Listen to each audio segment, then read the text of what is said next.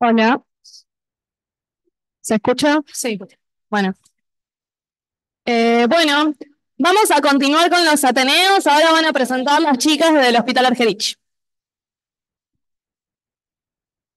Gracias.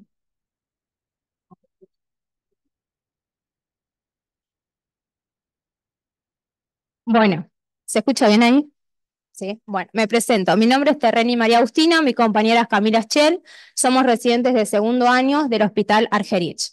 Y nuestro Ateneo se titula Evitando la tarjeta roja. Nosotros vamos a hablar de lo que es la triada del atleta femenino. Para empezar hablando, vamos a presentar un breve caso clínico. Se trata de una paciente femenina de 22 años de edad que consultó al médico por presentar amenorrea de 6 meses de evolución y bajo peso de larga data. En la anamnesis refiere que es profesora de danza y que realiza más de 8 horas diarias de actividad física. La menarca fue a los 15 años y tuvo ciclos irregulares desde entonces. No tuvo embarazos ni abortos y tampoco toma alguna medicación. En el examen físico se dio un peso de 45 kilos y un índice de masa corporal que la coloca en un rango de bajo peso. El examen tiroideo no presentó ninguna particularidad y tampoco había signos de hiperandrogenismo. Y el estadio de Tanner es una herramienta que nos describe el desarrollo mamario, genital y de vello púbico que era correcto para la edad y sexo de la paciente. Entonces, frente a esto, el médico decidió pedirle ciertos estudios, dentro de ellos el laboratorio, donde tenemos un resultado de la gonadotrofina coriónico humana negativa. Esto nos permite descartar un embarazo. Vemos valores de FSH y LH que están bajos y hay un predominio en la disminución de este valor de la LH. Tenemos un estradiol bajo, esto nos indica que hay una situación de hipoestrogenismo y hay una insuficiencia de vitamina D. Del resto del laboratorio, lo que por ahí llama la atención es un valor de TSH que se encuentra cercano al límite inferior de referencia.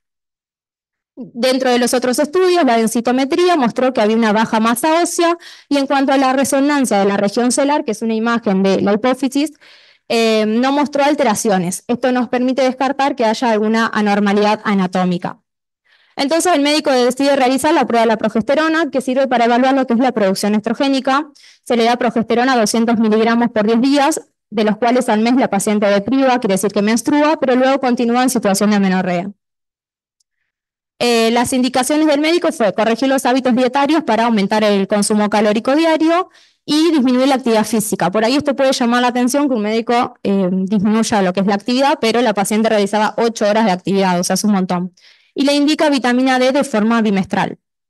En la evolución y seguimiento, la paciente cumple con estas indicaciones y al mes aumentó 3 kilos y alcanzó un índice de masa corporal que la coloca en un rango de peso normal. De todas maneras, a los 6 meses continúa con amenorrea y se le vuelve a realizar la prueba de la progesterona, que no evidenció cambios, dio igual. Y recién al cabo de un año comienza a tener menstruaciones de forma espontánea cada 40 a 60 días. Y en una nueva densitometría se vio que mejoró un 10% de lo que era su masa ósea. Entonces, ahora les preguntamos a ustedes cuál creen que es el diagnóstico probable. Van a tener 4 opciones ingresando al QR.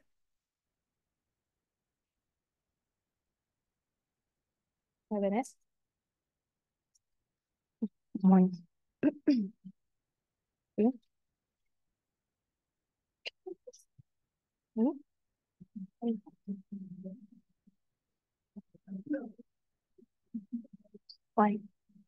Bueno, la idea es que a lo largo del Ateneo, cuando lleguemos al final, vamos a ver cuál era la respuesta correcta. Por ahora se van a quedar con la duda.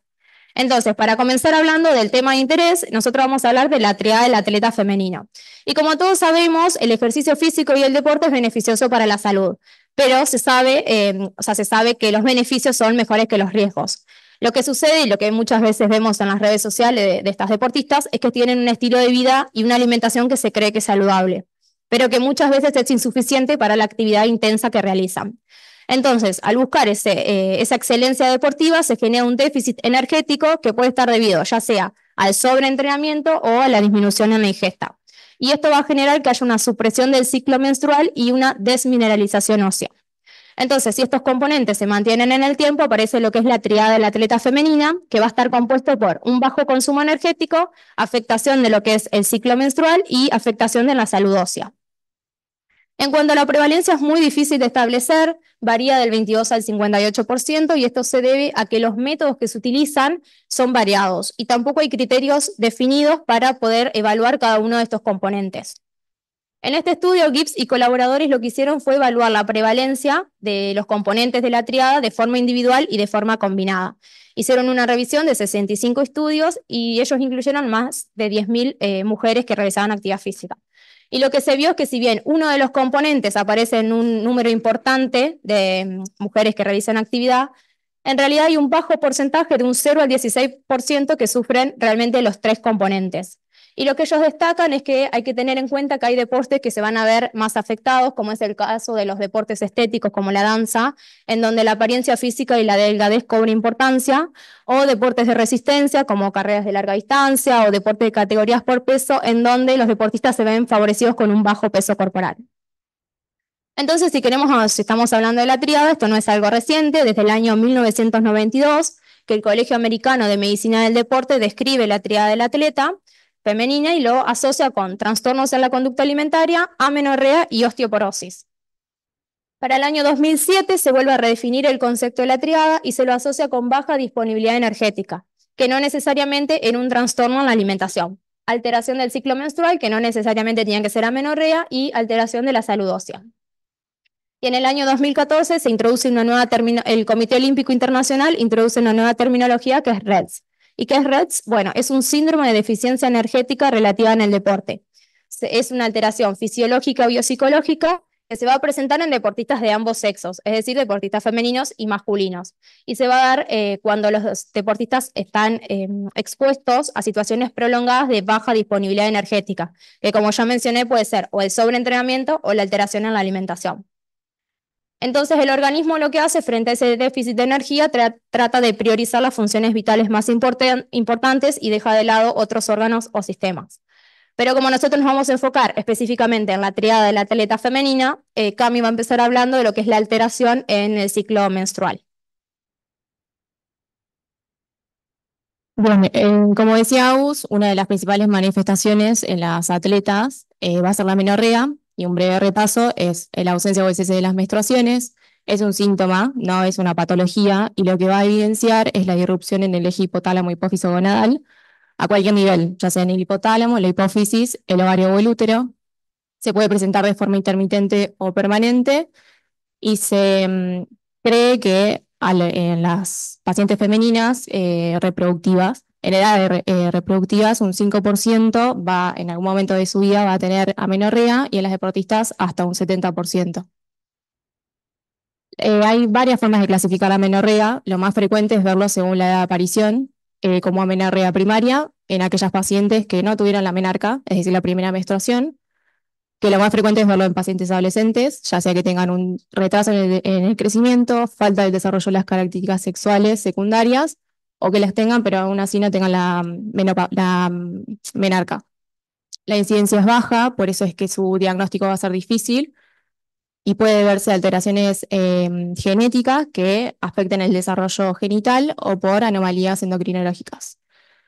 La segunda es como amenorrea secundaria, que se va a dar en pacientes que ya menstruaron, pero que dejaron de hacerlo en un tiempo que corresponde o equivalente a 3 ciclos menstruales. La incidencia es mayor. Y por último, la amenorrea fisiológica, que es la que se da en pacientes en prepubertad, embarazo, puerperio, lactancia o menopausia. Las causas que pueden llevar a la amenorrea son numerosas, pueden ser patológicas o fisiológicas.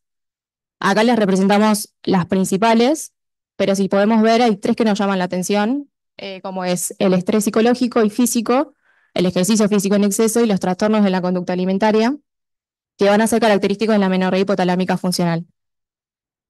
Como bien dije, está asociado a estos tres factores, que lo que van a hacer puede presentarse de forma individual o en conjunto, y van a generar un balance energético negativo. Por ende, no vamos a ver una enfermedad anatómica, y se la denomina como funcional porque si estos tres factores se detectan, se los puede tratar y puede restablecerse la función menstrual. Entonces, frente a ese balance energético negativo, como bien decía Agus, el organismo lo que va a hacer es priorizar otras funciones vitales, y en este caso lo que va a hacer es la supresión del sistema reproductivo, que no solo lo hace porque demanda una gran energía, sino porque frente a la posibilidad del desarrollo de un embarazo, este sería un ambiente hostil y dificultaría el desarrollo. Entonces, lo que va a hacer es disminuir o inhibir el eje gonadal, disminuyendo la pulsatilidad de la hormona liberadora de gonadotrofinas. Hay que tener en cuenta también que es importante la edad de presentación de la menorrea, porque si se da en pacientes que todavía no tuvieron la menarca, pueden tener un retraso en la pubertad o que esa misma menarca se retrase 1 a 3 años. La prevalencia se da principalmente en amenorreas secundarias y el diagnóstico de exclusión, como vamos a ver más adelante. Entonces, como suponemos, para que se desarrolle la menarca y el sistema, los ciclos menstruales de forma normal, el eje hipotálamo hipoficiario tiene que estar intacto. Y un breve repaso, el hipotálamo produce la hormona liberadora de gonadotrofinas, que va a actuar a nivel de la adenohipófisis, produciendo y liberando LH y FSH, que van a actuar directamente sobre los ovarios, actuando cada hormona en distintos estirpes celulares. Por ejemplo, la FSH actúa sobre las células de la granulosa, estimulando la producción de estrógenos, y la LH sobre el cuerpo lúteo, estimulando la producción de progesterona. Ambas hormonas actúan en distintos niveles, en distintos momentos del ciclo menstrual, sobre el útero, preparándola para una posible implantación de un óvulo fecundado, que si esto no ocurre, estas hormonas disminuyen, se reprime el eje y ocurre la menstruación. Asimismo, estas dos hormonas generan una retroalimentación negativa sobre el hipotálamo y la adenohipófisis, regulando la secreción de las hormonas. Y recordar que los estrógenos en determinado momento del ciclo generan un feedback positivo, estimulando la producción de LH. Se genera aproximadamente a mitad del ciclo un pico de LH y es el que estimula la ovulación. Entonces, como bien decía, los factores que van a generar ese déficit de energía en el organismo van a generar la disminución en la pulsatilidad de la hormona liberadora de gonadotrofinas, lo que va a llevar a una disminución en el resto de las hormonas. Entonces lo que se va a ver es un estado de hipogonadismo normo hipogonadotrófico, que eso va a depender de la evolución de la menorrea, y lo más importante es que se genera un estado de hipoestrogenismo que va a ser de forma temprana o tardía el que genere las consecuencias o las manifestaciones clínicas en estas pacientes. Es importante también saber que hay una síntesis extragonadal de estrógenos a nivel del tejido muscular y adiposo, y como es de esperar, en estas pacientes, principalmente el tejido adiposo va a estar disminuido. La síntesis es mediante la aromatización de los andrógenos. Entonces, si el tejido adiposo va a estar disminuido, esa síntesis también va a estar disminuida, lo que contribuye al estado de hipoestrogenismo. Como sabemos, el estrés era uno de los factores que generaba esta menorrea, pero no lo hace directamente, no influye, no afecta directamente al eje hipotálamo hipofisario gonadal, sino que lo que hace es activar al eje hipotálamo hipófiso adrenal, aumenta la síntesis y liberación de la hormona liberadora de corticotropinas, aumenta la CTH, por ende va a aumentar una síntesis de cortisol. Y en estas pacientes se va a ver que hay un hipercortisolismo subclínico y ese cortisol es el que genera la inhibición en el eje.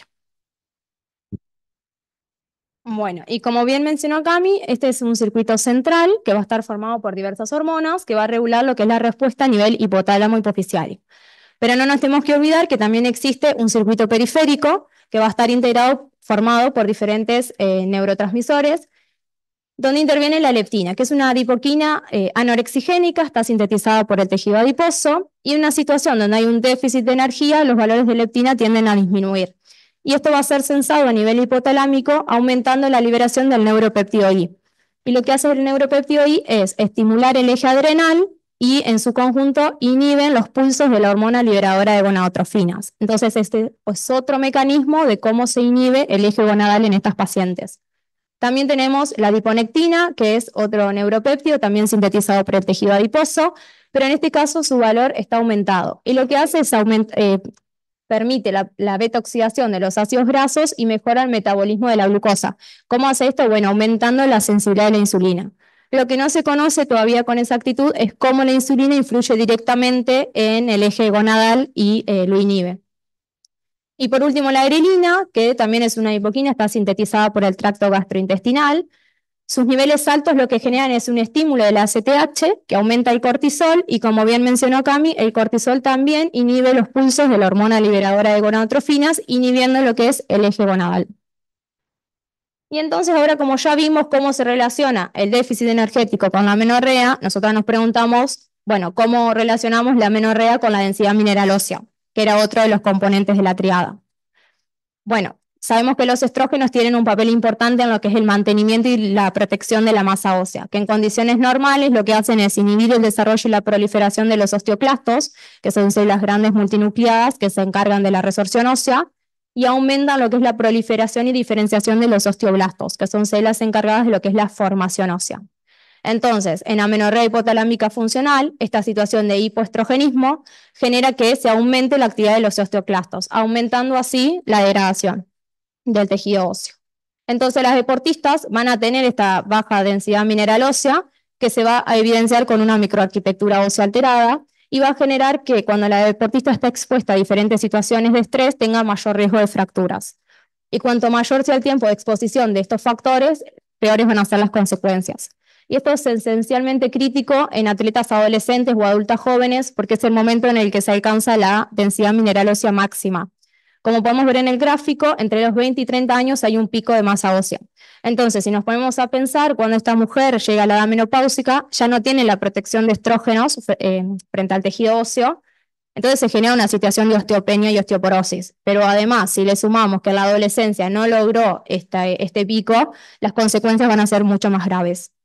Y esto no siempre es reversible, es decir, que los deportistas pueden permanecer con esta alteración del tejido óseo de por vida, porque tampoco hay estudios a largo plazo de que demuestren de que la densidad mineral ósea se pueda llegar a recuperar por completo. Y ahora que ya vimos cómo son todas las alteraciones fisiopatológicas que se dan en estas mujeres, cómo es que nosotros desde el laboratorio podemos identificar estas situaciones. Pero para eso, recordar que lo que les mencioné de la amenorrea, el diagnóstico es de exclusión, siempre se tiene que descartar las causas más frecuentes. Siempre hay que contar con una historia clínica lo más completa posible, sobre todo con datos ginecológicos, por ejemplo, la edad de la menarca, cómo fueron esos ciclos, si son regulares o irregulares. El examen físico también tiene que ser lo más completo que se pueda, tener en cuenta el peso, la edad, el índice de masa corporal, si se puede realizar una densitometría mineral ósea, evaluar los signos de hiperandrogenismo. El estado nutricional, como todos creemos, es un diagnóstico que tiene que tener en cuenta numerosos profesionales, en este caso a nutricionistas que van a evaluar los hábitos alimentarios y si en algún momento la paciente cualquier mujer tuvo algún descenso en muy corto periodo de tiempo de peso y no menos importante los datos de laboratorio. Antes queremos volver a la encuesta de las 4 opciones. Bueno, la mayoría votó la respuesta que era correcta, que era amenorrea hipotalámica funcional, pero ¿por qué las otras las descartamos? Recordando el caso clínico que les mencionamos. En cuanto a la insuficiencia ovárica prematura, muy breve, sabemos que el ovario ya va a dejar de funcionar, por ende los estrógenos van a estar disminuidos, pero se caracteriza por una FSH elevada. El caso de nuestro paciente, la FSH estaba baja, entonces esa ya se descartaba. El otro era el síndrome ovario poliquístico, los diagnósticos de los criterios de diagnóstico eran ovulación de este síndrome, es anovulación, en una ecografía se ven los ovarios poliquísticos y los signos de hiperandrogenismo. Nuestra paciente no tenía ningún tipo de signo. Y el adenoma hipoficiario, la resonancia de la paciente no tenía ninguna alteración, entonces también se descarta. Por ende nos quedaba la amenorrea hipotalámica funcional. Em, En el caso del laboratorio parece un poco obvio, pero siempre se recomienda descartar un embarazo frente a una amenorrea, realizar un examen general para ver cómo está la paciente. Y en el caso del perfil hormonal, evaluando las hormonas gonadales, como bien decía, hay una disminución en la pulsatilidad de la hormona liberadora de gonadotrofinas, por ende la FSH y la LH tienen una disminución en ese estímulo, por lo tanto vamos a ver valores normales o disminuidos, que va a depender de la evolución de la menorrea. Por esa falta de estímulo también, el estradiol, la progesterona y testosterona van a estar bajos, la prolactina y cortisol van a estar elevados por las situaciones de estrés. Y algo que no mencionamos, pero que también consideramos que es importante tenerlo en cuenta, es que el perfil tiroideo también se va a ver afectado de igual forma frente a este déficit energético, por ende va a disminuir su función. Y si recordamos, la paciente tenía una TSH cerca del límite inferior, que tampoco lo mencionamos, pero en estudios posteriores que se hicieran de control y en la paciente que corrigió esos hábitos, la TSH volvió a los valores normales. Y no menos importante, realizar un estudio de la función fosfocálcica de la paciente. También queríamos mencionar la preanalítica, sobre todo en lo que son las hormonas, que consideramos, todos sabemos que es la etapa del laboratorio donde se dan los mayores errores y que conociendo cada condición de determinación de las hormonas podemos evitarlos y así evitar llegar a evaluar o dar resultados de un estado del paciente que no es el correcto, que no es el real, que pueden generar un diagnóstico y un tratamiento incorrecto. Muy breve, las hormonas gonadales sabemos que se tienen que tomar entre los días, entre el segundo y el quinto día del ciclo, conocer la edad de la paciente, la fecha de la última menstruación y medicamentos, por ejemplo, anticonceptivas. ¿Y por qué se toma la muestra en ese momento? Porque si vemos, el ciclo menstrual se divide en una fase folicular y una fase lútea. La fase folicular es la primera mitad y ahí es donde se va a ver, frente a un ciclo alterado, las mayores variaciones de las hormonas. Y a su vez, si a este lo dividimos en tres, el primer tercio es el momento más estable. Por eso ahí tomamos la muestra. En el caso de la progesterona, que es la hormona que vamos a determinar para ver si una mujer ovuló o no ovuló, esta la determinamos en el día 21 del ciclo porque, como sabemos, a mitad del ciclo, en un ciclo regular de 28 días, el día 14 ocurre la ovulación y 7 días después, aproximadamente en el día 21, es cuando se observa el pico máximo de progesterona. El cortisol, debido a su ciclo circadiano, tiene un pico máximo a las 8 de la mañana, entonces lo ideal es tomarlo a esa hora. El paciente tiene que tener 30 minutos de reposo y registrar si consume corticoides. La prolactina es lo mismo, pero con 2 horas de vigilia y 15 minutos de reposo. Tener en cuenta, mencionarle al paciente de no tener relaciones sexuales el día anterior y evitar situaciones de estrés que pueden generar aumentos en la prolactina. Registrar en el caso de las mujeres la fecha de la última menstruación, un posible embarazo y las medicaciones que consumen. Y en el caso del perfil tiroideo, como todos sabemos, no tienen que tomar la levotiroxina antes de la toma de muestra. Y como dato extra, estos son los equipos que nosotros trabajamos en el sector de endocrinología del hospital. Tenemos el COBASE 411, que determina las hormonas del eje gonadal, cortisol, vitamina D y PTH, en nuestro caso particular. Y el Architect, ahí evaluamos el perfil tiroideo.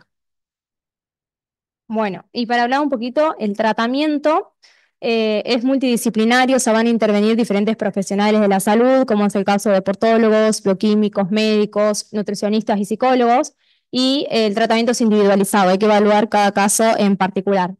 Lo que se recomienda siempre es tratar la causa primaria, o sea, hay que evaluar las situaciones de estrés a las que están siendo expuestas estas pacientes, disminuir el gasto de energía, es decir, si está teniendo un sobreentrenamiento, controlar esa situación y mejorar lo que es la conducta alimentaria para poder satisfacer esas necesidades energéticas. Nosotros nos preguntamos por qué no darle un tratamiento con estrógenos. Bueno, en realidad las guías no recomiendan el tratamiento con anticonceptivos orales para mejorar lo que es el ciclo menstrual, porque si no tratamos la causa de base, lo que es la alteración en la densidad mineral ósea va a continuar, o sea, va a seguir empeorando. Lo que sí se recomienda es el uso de estrógenos transdérmicos por un periodo corto de tiempo, y esto se va a dar en aquellas mujeres que ya trataron su causa de base, pero que todavía tienen ciclos irregulares. Y tampoco se recomienda el uso de bifosfonatos, denosumab o análogos de la leptina para mejorar lo que es la densidad mineral ósea, porque se cree que son teratogénicos y tampoco se evaluaron sus efectos en mujeres en edad fértil. Lo que sí, estos fármacos se suelen recomendar en mujeres menopáusicas para tratar lo que es la situación de osteopenia y osteoporosis. Y junto con el tratamiento con todos los profesionales de la salud y tratando la causa primaria, siempre se recomienda dar ciertos suplementos como vitamina D o calcio para mejorar lo que es el tejido óseo y contribuir con la conducta alimentaria. Entonces, para ir finalizando, unas breves conclusiones. La triada de la atleta femenina es una alteración compleja que en la actualidad es subestimada y muchas veces no se tienen en cuenta las consecuencias, que no solamente, o sea, si bien nos enfocamos en deportistas profesionales, también estas alteraciones pueden verse en mujeres que estén cursando diversas situaciones de estrés, que tengan un sobreentrenamiento de actividad física o que tengan algún trastorno en la conducta alimentaria. El manejo es multidisciplinario e individualizado y siempre es importante tratar lo que es la causa primaria. Cuanto antes se tratan las causas, es mejor porque se va a evitar las consecuencias que genera sobre la salud ósea y la salud reproductiva. Y hasta la actualidad no existe un tratamiento farmacológico que permita revertir los efectos negativos sobre el tejido óseo. Le dejamos la bibliografía consultada y agradecer a nuestro grupo de residencia y al laboratorio que nos ayudó en la realización de la TNF.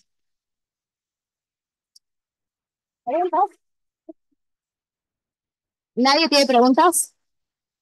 ¿Dudas? ¿No? Bueno.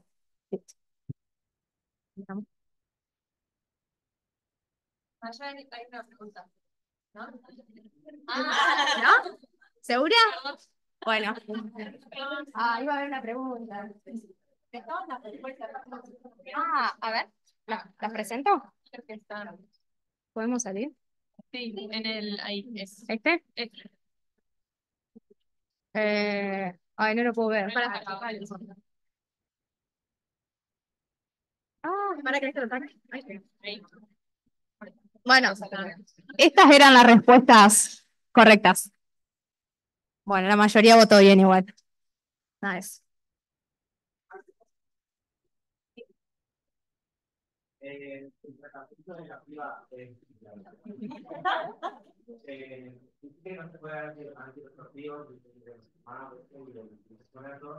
tratar la causa, la se dan antidepresivos que va a dar, Hasta. Repitan la pregunta. Sí, en el micrófono, por favor. Si había algún otro tratamiento para el caso de la osteoporosis. En realidad, lo que sabemos es que en estas pacientes siempre se va a tratar la causa primaria lo antes posible y es muy difícil que se las detecte o se las trate cuando la densidad mineral ósea está tan alterada como para tener osteopenia. Lo que hemos averiguado en distintos papers es que se trata de no dar ningún tipo de medicamento para la salud ósea, siempre corregir eso. ¿Alguna otra pregunta? ¿No? Bueno.